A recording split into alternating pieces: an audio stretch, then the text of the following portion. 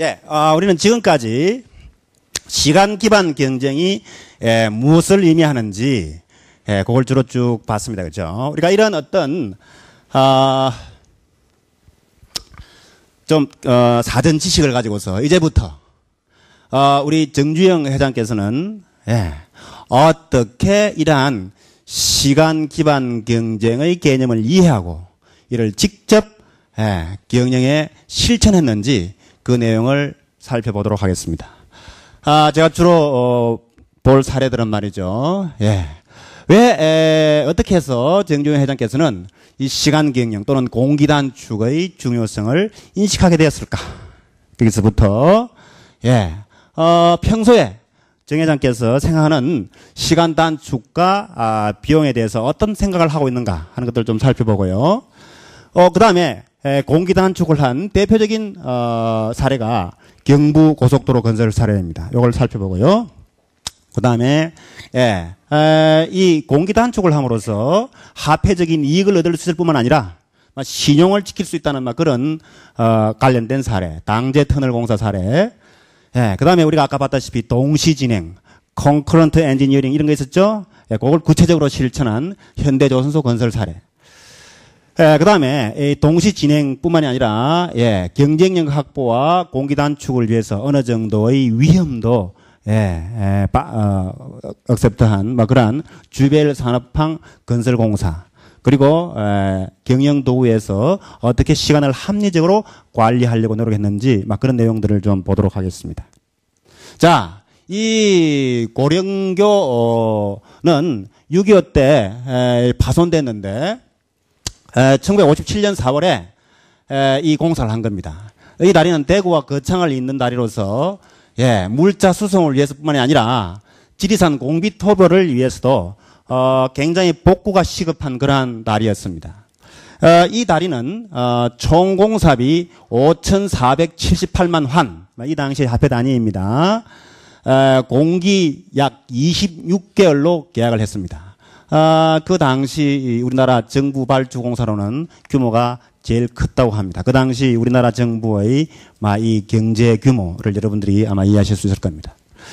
이 공사는 대단한 난공사였습니다. 60m짜리 트러스 2개를 수심 10m 깊은 계곡에 설치해야 하고 또 콘크리트 교량을 위해서 교각 13개를 박아 넣어야 하는 그런 아주 난공사였을 뿐만 아니라 그 당시 우리나라 건설업체들의 시공 능력, 거의 장비가 없고 수작업에 의존하던 공사 인부들의 수작업에 의존하던 그러한 시절이었습니다. 거의 인력에 의존한 공사이다 보니까 애초에 생각했던 공기에 차질을 빚었어요. 애초에 26개월 정도면 된다고 생각을 했는데 이게 계속해서 길어졌습니다. 길어지다 보니까 우리나라 여름에 뭐가 옵니까? 태풍이 오죠? 태풍이 오죠, 그죠?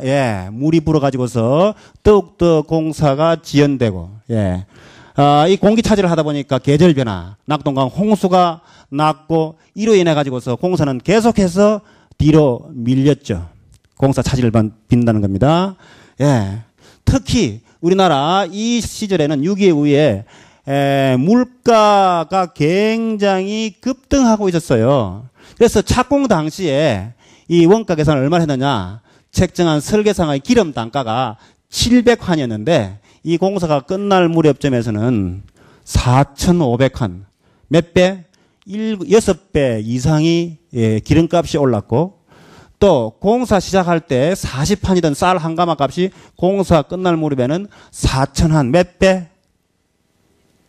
100배가 쌀값이 뛰었고, 모든 자재값이나 노임도 폭등을 했기 때문에 애초에 계약한 공사비를 가지고서는 이거는 터무니없죠. 그래서 이 공사를 해서 현대건설이 손해를 받겠습니까? 이익을 냈겠습니까? 손해를 봤습니다. 엄청난 손해를 봤습니다. 이 공사 때문에 정주영 회장께서는 가지고 있던 집까지 다 자기 집만 팔았던 것이 아니라 누이 동생 집도 팔고 다 팔아가지고서 겨우 이 공사를 끝낼 수 있는 그런 아주 어려운 상황에 직면하게 됩니다. 여기서 무슨 교훈을 얻었겠어요? 못 얻었겠어요? 여러분들 같으면 어떤 교훈을 얻겠습니까? 예? 공사는 무엇보다도 빨리 끝을 내야 된다. 공사를 질질 끌면 뭐 어떤 불확실성이 일어날지 모릅니다. 날씨가 어떻게 변할지 모르고 예, 자재비가 얼마만큼 뛸지도 모르고 예, 어떤 상황이 될지 모른다. 그래서 공사는 무조건 빨리 끝을 내야 된다. 시간 단축을 해야 된다. 뭐 이러한 교훈을 얻었겠죠. 예. 자, 그래서 대표적으로 이 공사에서 얻은 교훈은 예, 공기 단축을 중요하게 생각하고 공기 단축을 위해서는 인력에 의존할 것이 아니라 장비를 사용해야 되겠구나. 장비를 사용해야 되겠구나. 그런 생각을 하게 됩니다. 이 공사에서 정주행은 장비 부족으로 인한 공기 차질과 공기의 지연에 따른 불확실성의 예측을 하지 못한 데서 오는 손실, 즉 인플레의 물가 상승의 위험을 고려하지 못함으로써 실패하게 됩니다.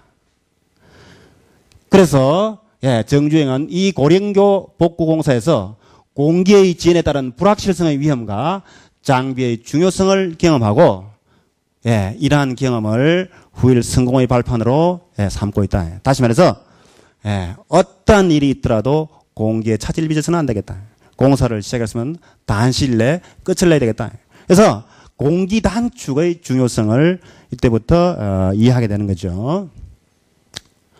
자, 정주영의 여록에서 발견되는 시간 단축과 비용에 대한 그의 생각을 우리가 한 번 더 되짚어 보도록 하겠습니다. 시설 투자를 해서 현금이 들어가기 시작하면 가능한 한 시간을 전략하여 빨리 완성시켜 쓰는 시점을 빨리 함으로써 자본 비용을 줄일 것을 여러 기회 때마다 강조하고 있습니다. 제조 공장의 원가를 떨어뜨리기 위해서 일단 원자재 투입이 이루어지면 가능한 한 빨리 생산하고 판매하여 수금을 빨리 함으로써 즉 현금 흐름을 빠르게 함으로써 금융 비용을 절감하고 예, 순위 현가를 개선할 것을 강조하고 있습니다. 예, 어떤 상품을 개발해 가지고서 예, 이것을 시장에 내다팔 때 가능한 한 빨리 출시하는 것이 그만큼 금융 비용을 줄일 수 있고 또 이자 수익을 발생시킬 수 있다. 그래서 이런 측면에서 시간 단축의 중요성 이런 것들을 예, 철저히 강조하고 있습니다. 예, 그 다음에는 예, 경부고속도로 아주 경부고속도로 시원하게 지금 잘 뚫혀 있죠. 예, 이 경부고속도로 공사에 대해서 예, 우리가 좀 살펴보도록 하겠습니다. 자, 이 경부고속도로 사례는 예, 공기를 단축함으로써 투입 원가의 자본 비용을 절약할 수 있고 또 수익 실현을 예, 앞당길 수 있어 미래 수익의 현가를 증가시켰다. 그렇죠? 예. 돈을 그만큼 빨리 받았기 때문에 할인율을 줄여서 그만큼 예, 이걸 볼 수 있다 하는 얘기가 되겠습니다. 자, 이 경부고속도로에 대해서 잠깐 우리가 살펴보면요. 경부고속도로는 전장 428km입니다. 여러분들이 아시다시피 서울에서 예, 수원을 거쳐 예, 대전, 대구, 부산까지 가는 그러한 고속도로가 되겠습니다. 428km 중에서 당시 현대건설에서는 이걸 전부 7개 공구로 나누어 가지고서 각각 다른 회사들이 건설 공사를 했습니다. 그 중에 3개 공구를 현대건설이 맡았고요. 428km 중에서 128km를 현대건설에서 건설을 했습니다. 약 한 3분의 1 정도가 될 겁니다. 그죠? 총 경비는 430억 원이 들었는데 그 중에 실제로 공사에 들어간 비용, 공사비는 379억 원이 들어갔습니다. 그 중에서 현대건설에서 받아간 돈은 얼마냐? 약 88억 원으로서 24.5%에 해당합니다. 여기에 들어간 총 인력은 연인원으로 인부 540만 명, 기능공 360만 명, 도합 900만 명이 투입이 됐습니다. 그 중에 현대건설에서는 213만 명이 동원돼 가지고서 약 23.7%를 점했습니다. 공사 기간은 1968년 12월 1일에 착공을 해서 1970년 7월 7일 준공을 했고요. 현대건설에서 총 성토량의 17.8%, 총 절토량의 24.7%. 막 길이다 보니까 도로다 보니까 흙을 퍼내고 갖다 붓고 뭐 이런 공사들을 했겠죠. 다리, 교량, 281개소 중에서 현대건설이 건설한 교량이 68개소, 장대교 긴 다리 26개소 중에서 6개소, 잘못되네. 터널 6개소 중에서 1개소. 그런데 제일 어려운 터널, 당제 터널이라는 것을 이 현대건설이 했습니다. 그래서 경부고속도로 건설에 있어서 현대건설은 여기 대표로 보니까 한 4분의 1 정도의 이 역할을 한 것으로 그렇게 생각이 됩니다. 애초에 이 경부고속도로 건설을 하면서 대단히 예산이 빠듯하였고, 또, 공사 기간도 대단히 빠듯했습니다.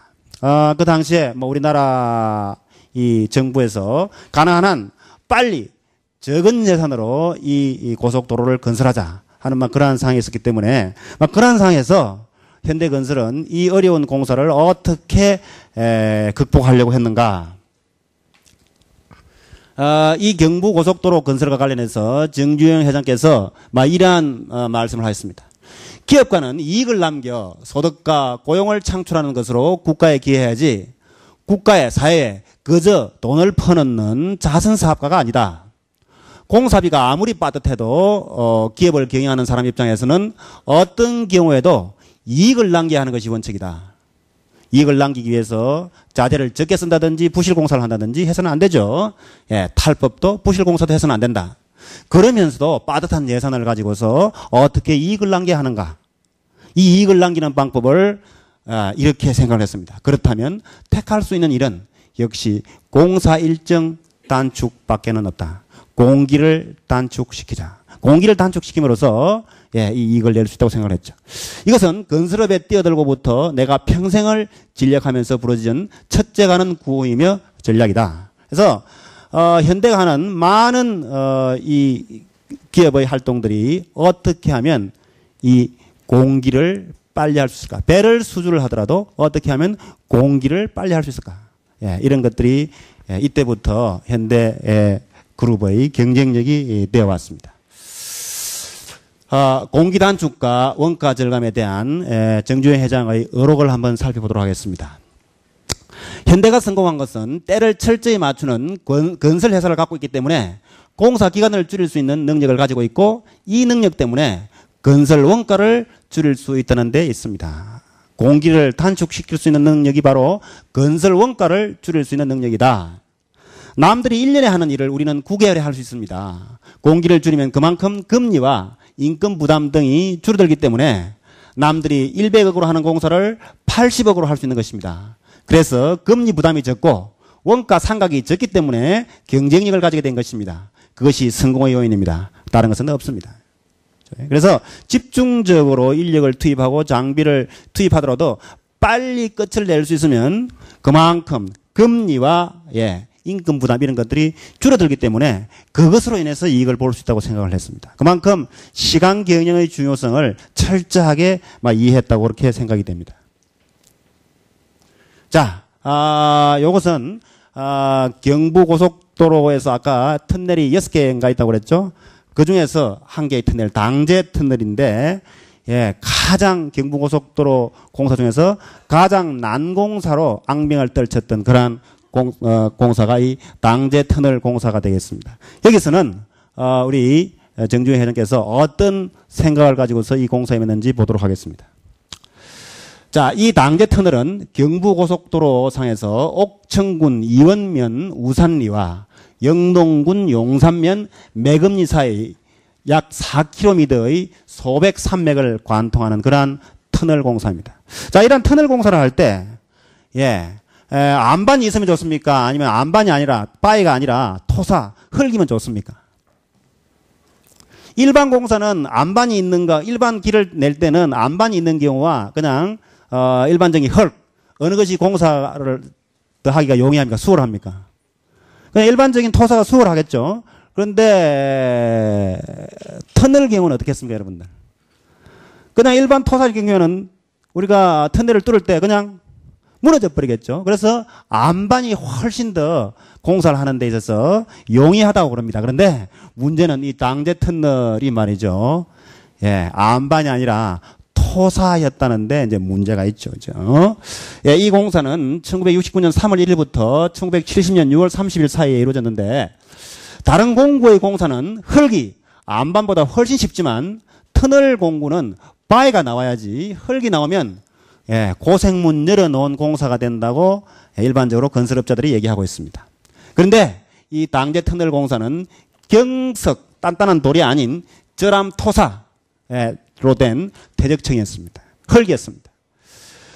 당제 계곡 쪽에서 약 20m쯤 파 들어가는 순간 이게 토사기 때문에 그대로 무너져 버렸죠. 그렇죠? 그러면 이 터널 공사하는데 대단히 당하지 않을 수밖에 없습니다.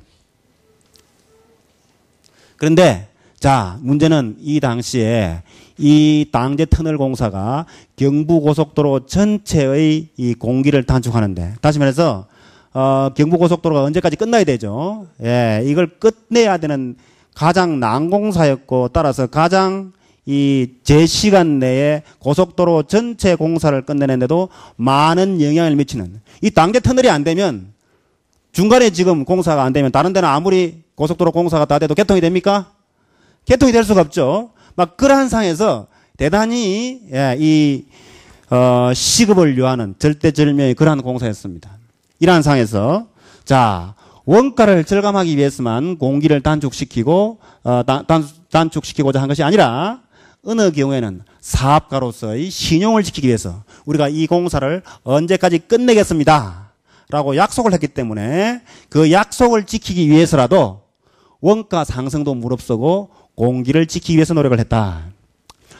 경부고속도로 건설 당시 난공사 중에 하나인 이 당제 터널 공사를 하며 공기를 지키기 위해서 이익을 포기하고 원가가 비싼 조강 시멘트, 보통의 시멘트를 가지고서는 이 공사를 제대로 진척시킬 수가 없습니다. 보통 시멘트는 굳는데 시간이 상당히 걸리죠. 그러면 그 굳기를 기다려가면서 공사를 하려고 그러면 너무 공사 기간이 많이 걸린다는 얘기죠.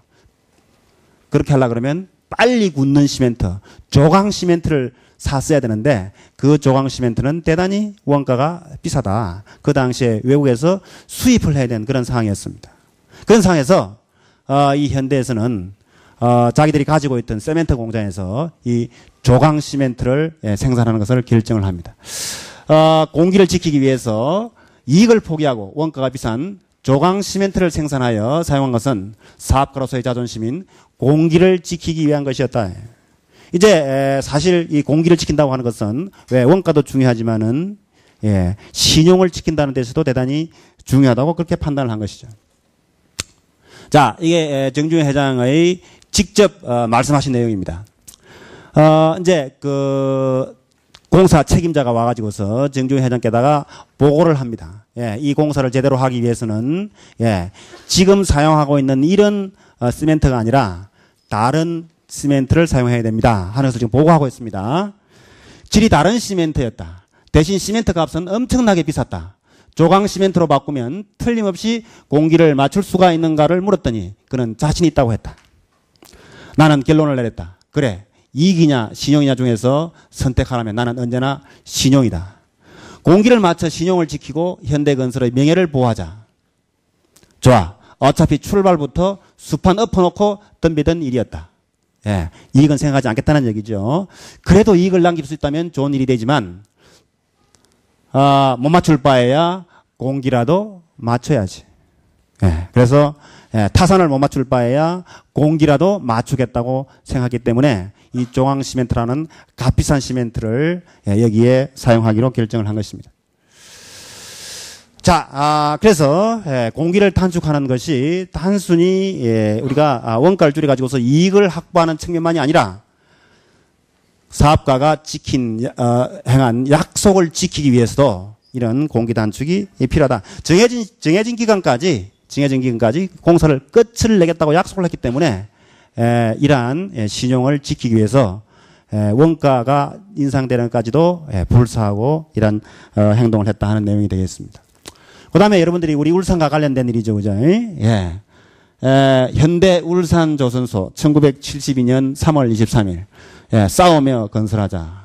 정산 수출 건설. 여기가 대체로 어디쯤 되겠어요? 아마 요즘 그 현대 중공업 한 뭐 정문점 아니겠습니까? 그죠?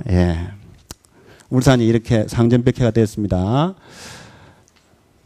자, 여러분들이 현대중공업이 어떻게 탄생했는가는 지난 시간에 잘 들었죠? 예, 지난 시간에 현대중공업이 어떻게 탄생했는가?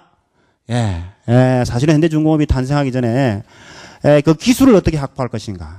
그렇죠? 우리나라는 이렇게 큰 배를 만들어 본 경험이 없습니다. 그 당시 가장 큰 조선소가 부산에 있는 대한조선공사였는데 제일 크게 만들어 본 배가 한 16,000톤급.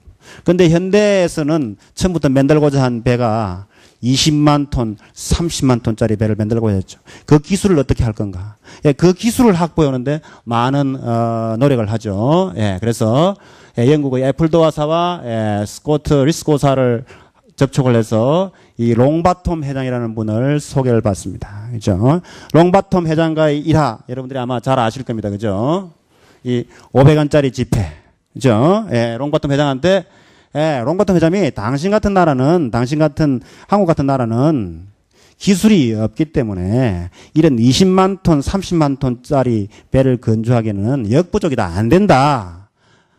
이렇게 부정적으로 얘기를 했을 때, 순간, 기지가 번뜩해가지고서 이 500원짜리 지폐를 보여주면서 우리 조상들이 과거에는 이런 철갑선을 만들 수 있는 그런 기술이 있었지만 중간에 세국 정책을 함으로써 오늘날 이렇게 문명이 발달하지 못했다. 하지만 기본적인 우리는 배를 만드는 기술이 있다. 이렇게 설득을 해가지고서 이 롱바톰 회장을 설득을 해서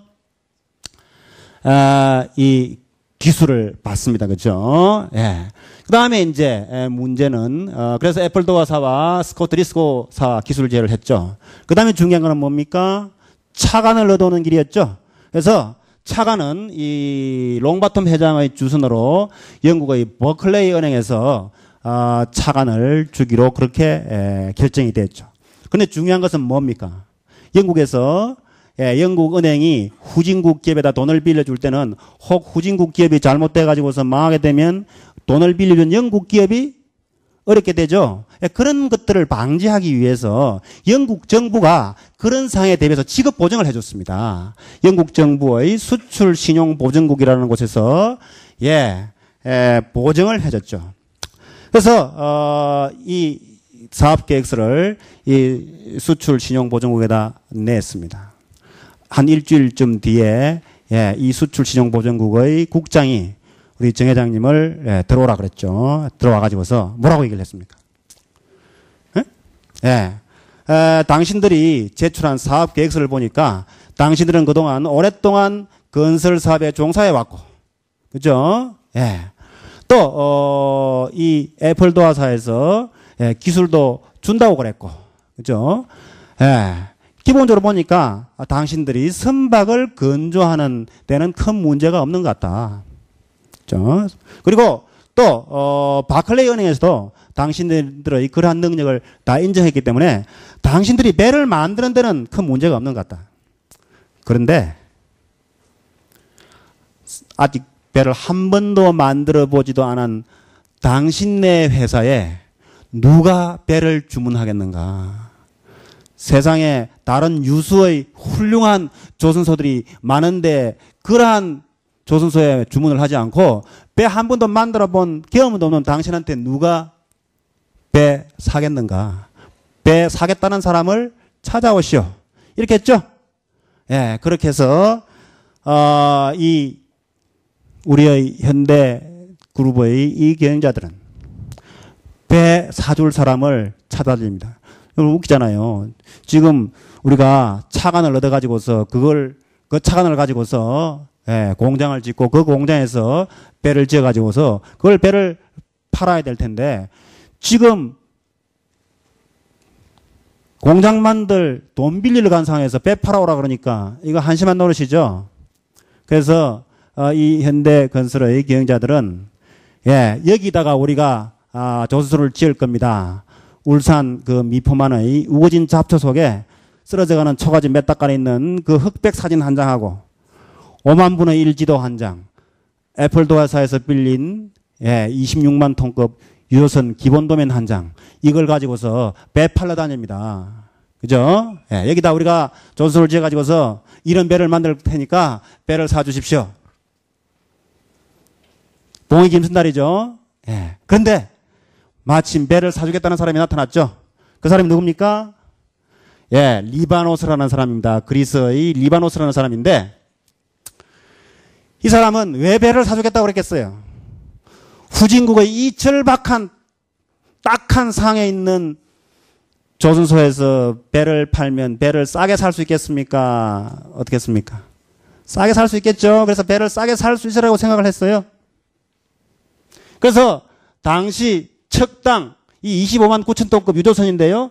척당 시세가 3,600만 달러인데 이걸 값을 깎아가지고서 약 14% 후려쳐가지고서 3,095만 달러에다가 계약을 합니다.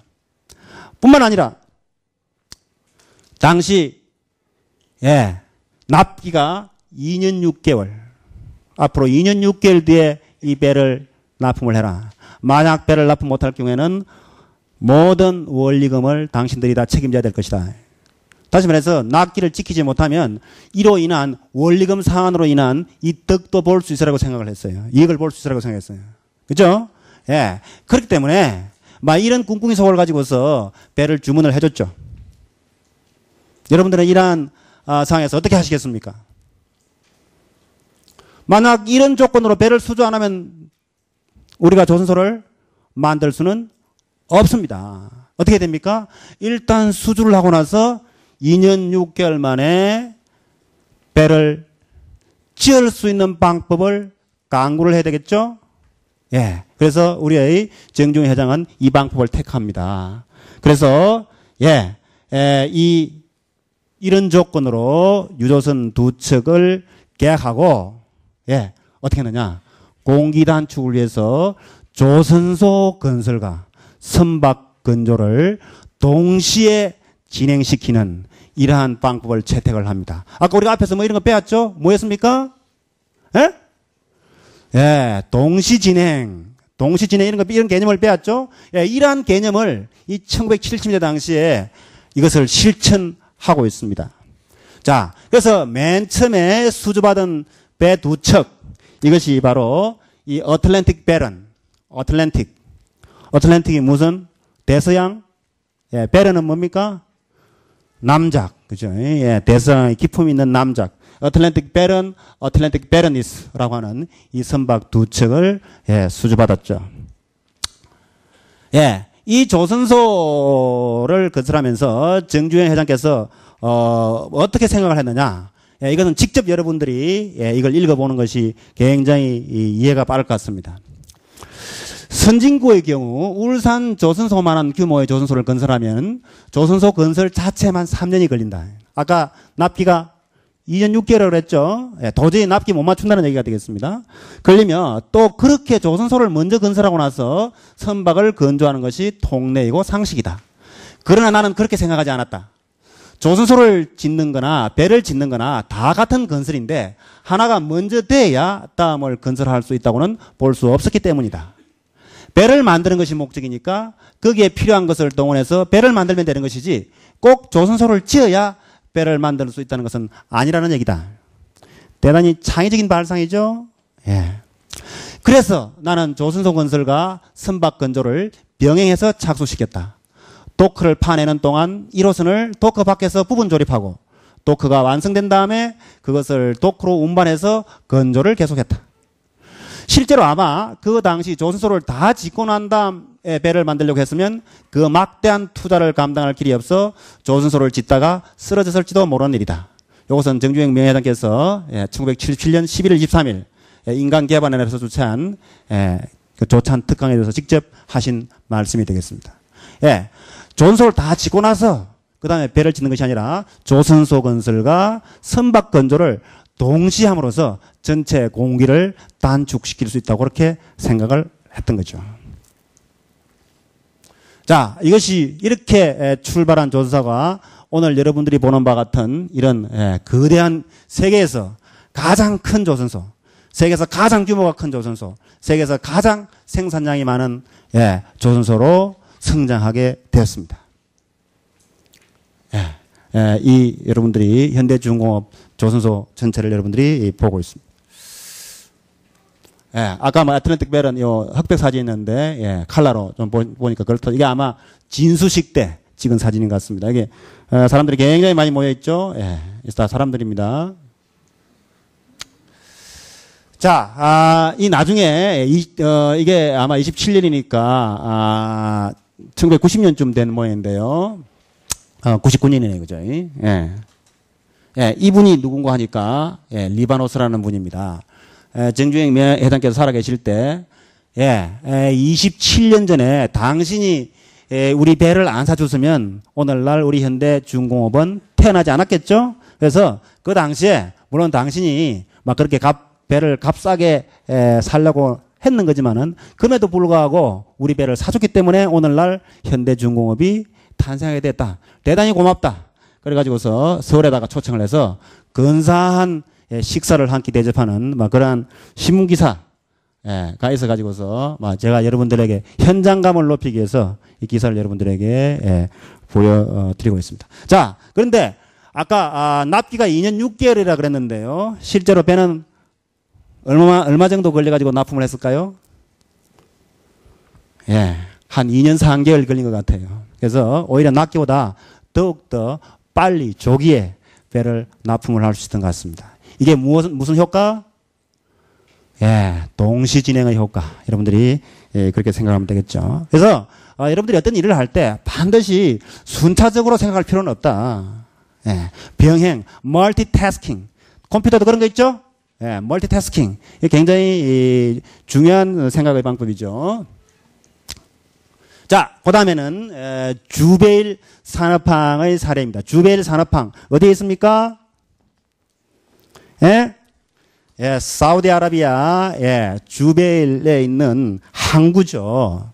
바다 가운데 이러한 항구를 만들어 놨습니다. 그죠? 자, 이 주베일 산업항은 말이죠. 20세기 최대의 대역사라고 할 만큼, 예, 50만 톤급 유조선 4척을 동시에 접안시킬 수 있는 해상터미널입니다. 바다 가운데 있는 부두입니다.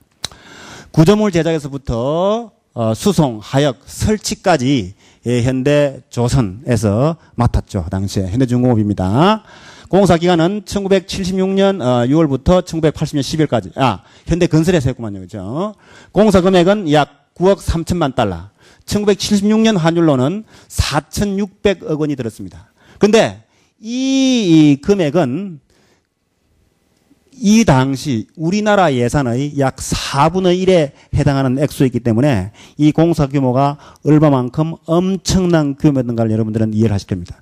우리나라 예산의 4분의 1을 이 현대건설에서 이 공사함으로써 그만한 액수를 들여왔다.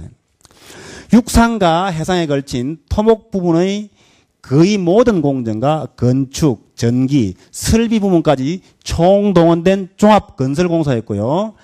200여 명의 토목, 건축, 기계 및 설비 분야의 상주 기술자와 관리자를 비롯해서 100종에 이르는 각 분야의 기능공이 하루 최대 3,600명까지 참여, 연인은 250만 명 이상이 동원된 엄청난 규모의 그러한 공사였습니다.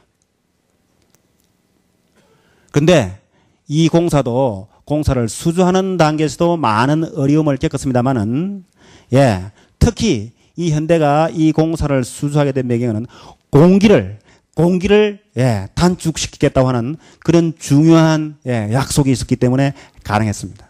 자, 그러면 공기 단축을 해야 되는데 공기 단축을 하기 위한 절대절명의 과제 앞에서 이 공기 단축을 어떻게 할 거냐? 사우디 주베일 산업항 건설공사 당시 울산에서 제작된 자켓과 빔을 바지선에 싣고 동남아 해상 인도양을 거쳐서 걸프만까지 해상 수송할 것을 단행을 합니다. 이러한 공사는 일반적으로 현지에 가서 제작을 하고 현지에 가서 설치를 하는 것이 일반적인데, 그렇게 해가지고서는 현지에서 인력을 구한다든지 현지의 기술 수준 이런 것 때문에 도저히 불가능하다고 생각하기 때문에 울산에서 이러한 자켓과 빔을 생산하고 이걸 바지선에 싣고 현지에 가서 조립을 하겠다는 생각을 한 것입니다. 여러분들이 울산에서 인도양을 거쳐가지고서 이 사우디아라비아까지 가는 동안에 해상 운송이라고 하는 엄청난 위험 부담이 존재했습니다. 실제로 배 한 척은 떠내려가 버려가지고서 며칠 뒤에 헬기 가지고 찾아왔어요. 예, 이만큼 그러한 어려움이 있는 그런 공사였습니다. 또 중요한 것은 이 자켓 바다 밑에다가 이렇게 파일을 받고 그걸 연결시키려 그러면 우리가 아무리 정교하게 공사를 한다 하더라도 오차를 관리하기가 대단히 힘들겠죠. 예, 그래서 일반적으로 자켓을 먼저 설치하고 그 다음에 그에 맞춰 가지고서 예, 옆에 연결하는 빔을 제작하는 것이 순차적인 일의 진행 방법입니다. 자켓 먼저 설치하고 그걸 맞춰 가지고서 빔을 예, 설치하는 것이 이 순차적인 방법인데 이렇게 해 가지고서는 공기를 지킬 수가 없다고 판단했기 때문에 이거 역시 어떻게 한다? 동시 진행의 방법을 선택을 했죠. 일정을 단축시키기 위해서 예, 위험을 무릅쓰고 자켓과 빔을 동시에 제작해 가지고서 현지에 가서 예, 공사할 때 이걸 적절하게 제대로 예, 조립을 한 엄청난 이 공학 이론과 또 예, 그 정밀도, 정확성 이런 것들이 필요한 공사가 아니었나 그렇게 생각이 됩니다. 여기서도 여러분들은 예, 이러한 공기 단축을 위해서 어느 정도의 위험도 불사해가면서 이 공기 단축을 하겠다는 정주영 회장의 그 의지를 볼 수가 있을 것 같습니다. 그 다음에 정주영 회장은 또 어떤 생각을 가지고 있느냐. 경영 도구에 의해서 합리적으로 시간 관리를 해야 된다. 우리가 흔히 공사 현장에서는 우리가 이 시간 단위로 일을 하는 이 근로자들이 있습니다만은 근로자들은 어느 정도의 이 일이 있으면 이걸 몇 시간분에 해당한다 하는 그런 개념이 있습니다. 그렇지만 사무실에서 일을 하는 사람들은 예, 그런 개념이 없어요. 그렇지만은 이 시간 관리를 철저히 위해서 정주영 회장께서는 사무실에 있는 사람들도 일종의 그러한 개념을 가지고 있어야 된다라고 생각을 하고 있습니다. 정주영은 기업의 생산성을 향상시키기 위해 경영의 도구를 적절히 활용하고자 했다. 일정 관리를 합리적으로 하기 위해서 공정표라고 하는 일종의 예, 스케줄 계획표입니다. 계획표. 그죠? 예, 공정표를 사용하도록 권장하는가 하면 사무직이나 관리직 종업원의 생산성 측정을 위해서 생산직 종업원의 생산성 측정을 하기 위한 공수 개념에 유사한 업무 시간의 표준화에 대해서도 그렇게 말씀을 하고 계십니다. 그래서 사무직 또는 관리직 근로자들까지도 이 시간 관리를 철저히 하기를 요구를 하고 있습니다. 자, 또 정 회장께서는 시간에 대해서 어떤 생각을 가지고 계셨느냐?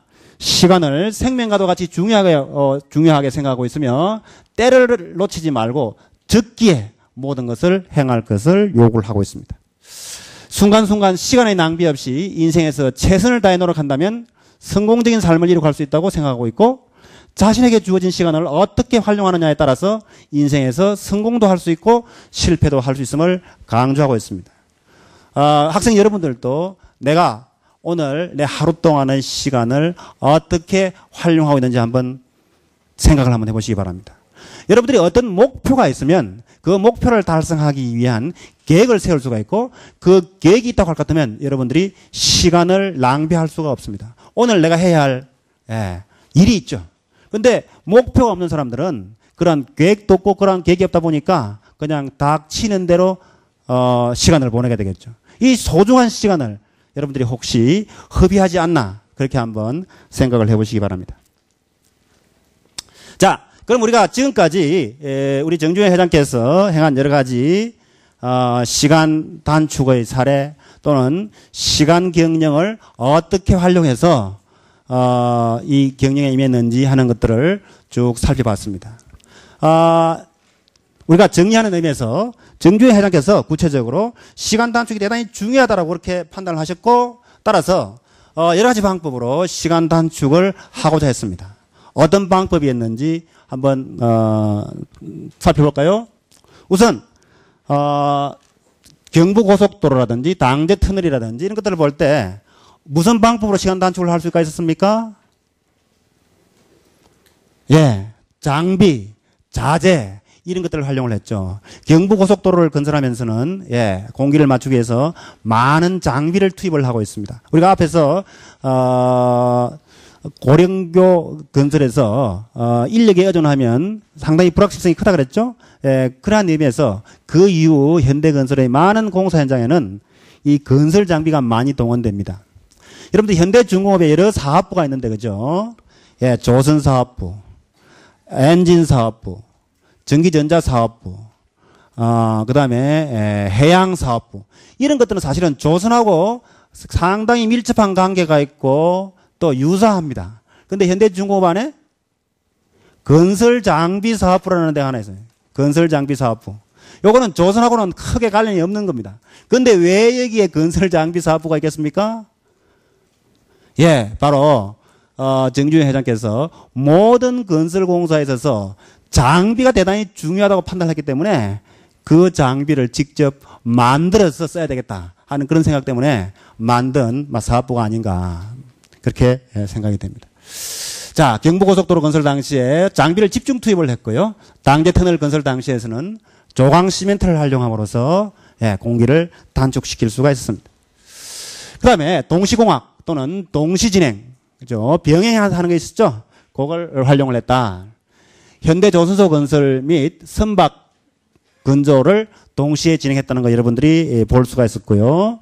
또 주벨 산업항 건설 당시 자켓과 빔을 동시에 제작했다는 것도 여러분들이 볼 수가 있습니다. 그 다음에 경영도구에 의한 합리적인 시간관리. 예. 합리적으로 시간 관리를 함으로써 시간을 아껴 쓰고 시간 관리를 철저히 한다 하는 그런 내용이 있습니다. 일정 관리를 합리적으로 하기 위해서 공정표를 사용한다든지 사무직 관리직의 생산성 측정을 하기 위해서 예, 업무 시간을 표준한다든지 이런 방법을 채택을 했습니다. 자, 이것이 정주영 회장 당시의 그러한 시간 단축의 개념과 시간 단축의 방법이었다고 할 것 같으면 이러한 생각이 오늘날 현대중공업 또는 현대그룹의 경영에 상당히 많이 반영이 되어 있습니다. 그런데 그러한 것들이 어떤 일면에서는 대단히 효과를 미친 측면도 있고 오늘날 우리가 검토해 볼 때 약간 부정적인 경우도 없지 않아 있습니다. 예. 만약에 그것이 부정적인 경우를 할 것 같으면 우리는 그것을 어떻게 수정할 것인가, 어떻게 고칠 것인가 이런 것도 생각을 해야 될 걸로 생각을 합니다. 자, 그래서 현대그룹 또는 현대중공업은 어떻게 하면 시간을 줄일 수 있을까? 예. 그러한 생각에서 많은 경우 계획보다도 실행에 중점을 두는 그러한 경영 방식을 택하게 됩니다. 추진력과 스피드를 중시하지 사전에 철저하게 뭔가를 검토한다, 뭔가를 계획을 한다. 예. 이런 것들은 채택하지 않았다. 우리가 흔히 우리나라 기업 재벌 그룹들을 갖다 비교를 할 때, 예, 이 재벌 그룹들의 행태를 영화 주인공에 많이 비유를 합니다. 삼성그룹은 어디다가 비유를 합니까? 삼성그룹은 철저하게 계획부터 먼저 수립하는 그런 기업으로 일반적으로 알려져 있습니다. 그래서 돌다리도 두들겨 보고 걷는다. 요즘은 돌다리도 두들겨 보고 건너는 사람이 건너가는 것을 보고 나서 확인한 다음에 건너간다. 이런 식으로 얘기를 합니다. 그죠? 예, 그래서 영화 주인공 그렇게 치밀하게 계획하고 계산하고 그러한 영화 주인공은 누구? 예, 요즘은 그 영화가 잘 없군요. 우리가 어릴 때는 그 영화를 많이 봤는데 제임스 본드 007 영화 있죠? 예, 제임스 본드에 비교를 합니다. 반면에 현대는 예, 오히려 실행력, 추진력 이런 것을 중요시입니다. 그래서 계획은 적당히 해놓고서 실행을 해가면서 각종 어려움과 난관을 극복해가는 그러한 채택 방법을 하죠. 그러한 영화 주인공 대표적인 사람이 누구다? 사전에 계획해서 하는 것보다는 닥치는 대로 예, 문제를 해결하려고 노력한다. 예, 현대에서 들으면 좀 어땠을지 모르겠습니다만은 람보의 비유입니다. 람보. 람보 압니까? 예, 여러분 람보 영화 봤어요? 예. 자, 그래서 완벽한 계획보다는 불충분한 계획으로 추진하면서 상황 변화에 대처하고 계획을 수정하는 그러한 방법을 채택함으로써 적어도 계획을 하느라고 허비하는 그런 시간을 단축시킬 수 있었겠죠, 그죠? 예. 그런데 이러한 것들이 시간을 단축하는 데는 뭐 대단히 유리했을지 모르겠습니다만은 최근에 와가지고서는 이러한 방법이 상당히 한계에 부딪히고 있다. 경영 환경이 복잡할수록 우리는 관련된 정보 수집과 치밀한 계획, 시나리오 작성 등등 이런 것들이 사실은 요구되고 있습니다. 그래서 현대가 앞으로는 더욱더 발전하기 위해서는 이러한 추진력 또는 스피드 이런 것도 굉장히 중요하지만은 사전에 어느 정도 정보를 수집해서 치밀한 계획을 세우는 것도 앞으로의 발전을 위해서 대단히 중요한 일이 아닌가 그렇게 생각이 됩니다. 두 번째는 또 우리가 시간을 단축하기 위해서는 이 조직의 구조가 일사불란한 명령 체계를 가지고 있어야 됩니다. 예를 들면 탑에서 뭔가를 결정을 했는데 밑에 있는 부하들이 거기에 대해서 시비를 걸고 그거 안 된다고 그렇게 해서 하면 안 된다는 얘기입니다. 예를 들면 삼성그룹에서 이병철 회장께서 반도체 산업에 진입할 당시에 여러 가지 많은 그 최근의 경향과 또는 이론 또는 앞으로의 추세 이런 것들을 볼 때 앞으로 삼성그룹이 살아갈 길은 반도체 산업밖에 없다. 그래서 반도체 산업에 들어가는 걸 갖다가 얘기를 했습니다.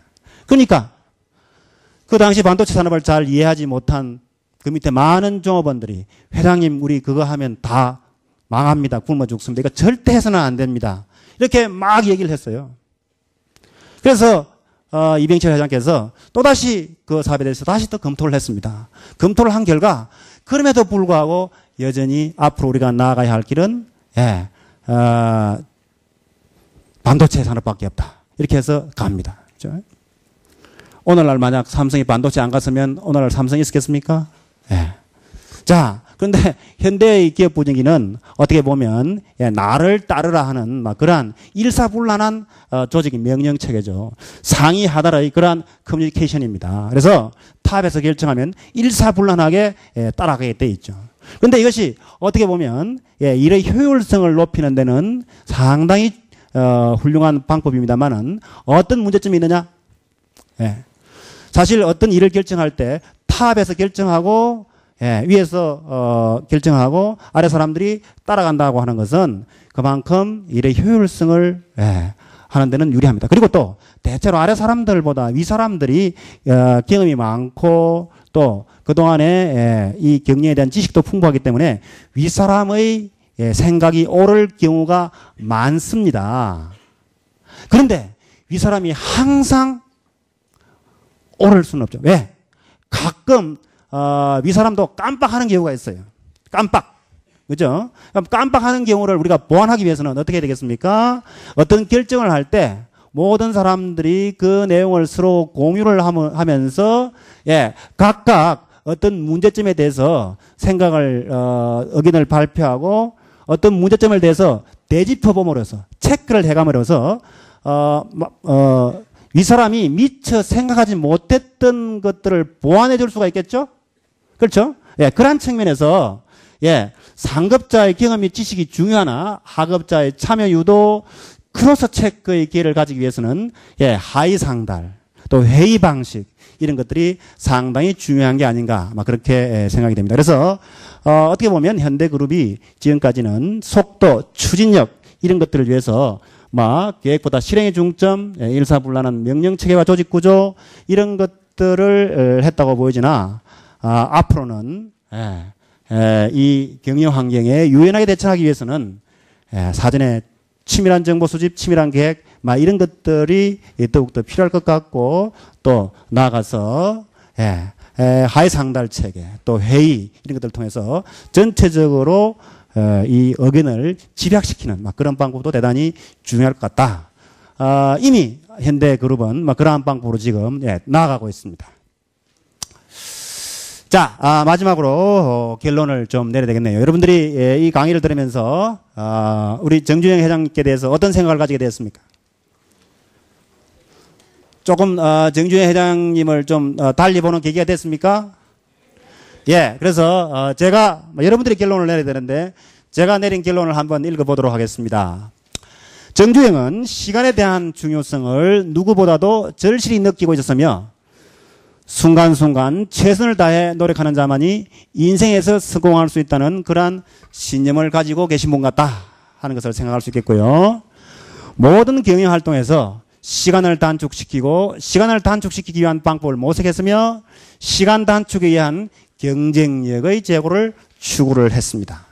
아까 제가 말씀드렸다시피 동시진행, 콘커런트 엔지니어링 이런 경영 방법은 미국의 생산관리 교과서에 1980년대 일본의 자동차 회사들이 처음으로 창안을 했다고 그렇게 되어 있는데 실제로 동시진행, 동시공학은 본래 그 창안자가 누구라고 생각이 됩니까? 예?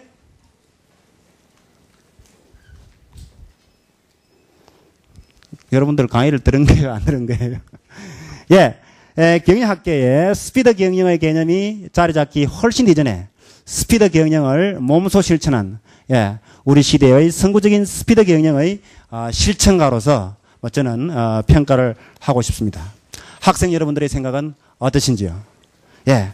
장시간 여러분들 주의 깊게 경청해 주셔서 대단히 고맙습니다. 정주영의 스피드 경영 강의 여기서 마치도록 하겠습니다. 대단히 고맙습니다.